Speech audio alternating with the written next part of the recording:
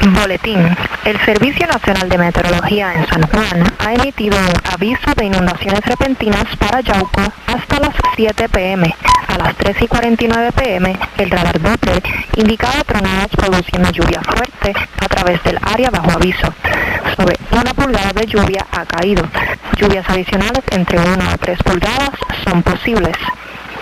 Inundaciones están ocurriendo o se espera que comiencen pronto. Vire, no se mueve si encuentra carreteras inundadas. Bulletin. The National Weather Service in San Juan has issued a flash flood warning for Yauco until 7 p.m. At 3:49 p.m., the radar indicated thunderstorm producing heavy rain across the warm area.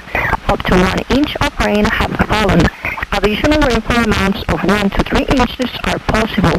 Flash flooding is ongoing or expected to begin shortly. Turn around, stand drone when encountering flooded roads.